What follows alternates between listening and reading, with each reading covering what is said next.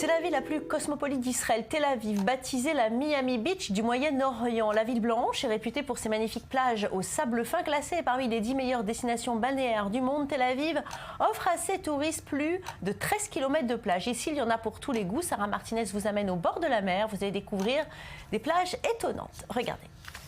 Nous sommes à Banana Beach, aussi surnommée Drummers Beach. Ambiance détente, bohémienne. C'est sur cette plage située au sud de Tel Aviv que tous les vendredis, une grande session de tambour a lieu. Les musiciens, aussi excentriques que talentueux, se réunissent pour danser au rythme des djembés. À 1 km plus au nord, la plage de Gordon attire les sportifs et les amateurs de planche à voile, de surf et de paddleboard. Envie d'une session de sport hors de l'eau ? La promenade qui longe le bord de mer offre aux coureurs et aux cyclistes une vue dégagée et ensoleillée. On y trouve aussi une école de sport nautique, Topsy Surfing Center. Israël est l'un des meilleurs endroits au monde pour apprendre le surf. Ce n'est pas pour les pros, mais plutôt pour les débutants. Les vagues ne sont pas violentes et l'eau est bonne.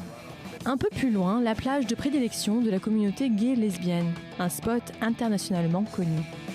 J'arrive de San Francisco et j'ai la sensation d'être chez moi. Je me sens très bien ici. Les gens sont cool et très amicaux. Je trouve qu'il y a beaucoup de beaux garçons.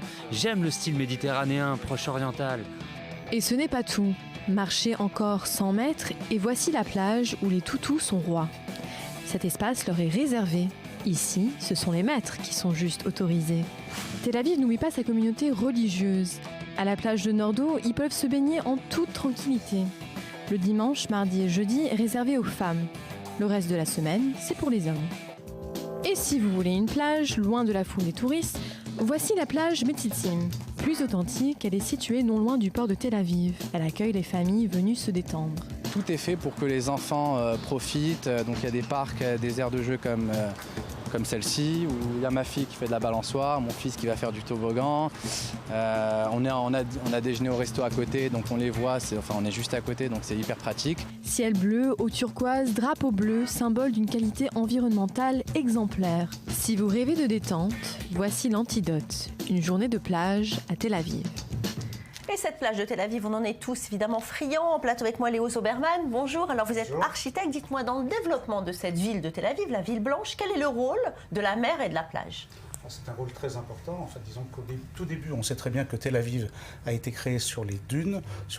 Donc le problème du sable était un problème difficile à régler. Le problème de la mer, de la salinité, de la corrosion aussi. Donc la mer était pas tout à fait considérée au départ, et au fur et à mesure, on voit bien d'ailleurs que les gens ont commencé à investir les plages, se sont mis à aller à la plage de façon extraordinaire, et dans les années, on va dire au tout début non pas de la création, mais au tout début de Tel Aviv, on voyait bien qu'en fait, il y avait des gens qui s'amusaient sur les plages, qui faisaient du sport, donc tout ça a été, on voit dans les années 50 aussi de la même façon, et là on voit qu'il y a un renouveau en même temps de la plage. Il y a tout de même, enfin, au niveau du passé de Tel Aviv, quelque chose de très intéressant, c'est qu'en fait, ils ont décidé véritablement d'aménager le bord de plage. Oui, alors justement, cette taillellette, comme on l'appelle ici, cette promenade, comment elle s'est construite ? Comment elle s'est construite ? En fait, ça a été une décision dans les années 30, effectivement, du conseil municipal de commencer à créer, en fait, entre Bograchov et Rehov Geoula et la rue Geoula, cette promenade qui permettait effectivement d'avoir une sorte de séparation entre la plage et aussi, en disant, toute la partie routière. Et à partir de là, il y a eu quelques aménagements qui ont été créés.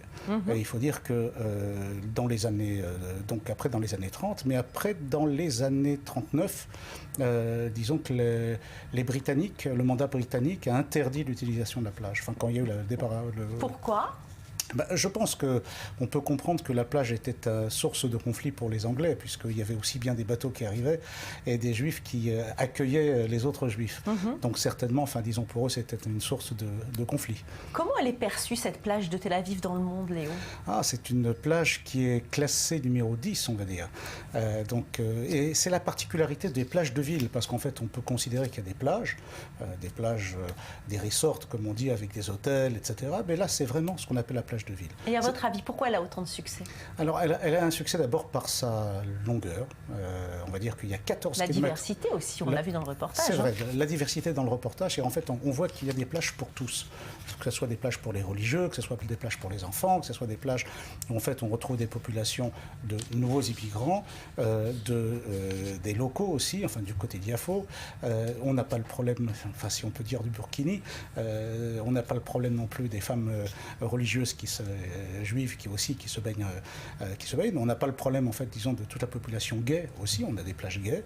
Donc c'est vrai que c'est une diversité. Mais disons que c'est tout ce qui accompagne les plages qui est très intéressant. Si en fait on a 14 km de plage et on en a plus en fait, puisqu'en fait la plage va de Herzliya jusqu'à Batiam, avec une promenade qu'on peut faire à pied, en vélo, sans aucun problème. Et ben voilà une bonne idée. Merci beaucoup Léo Zoberman. On passe maintenant tout de suite au journal du sport.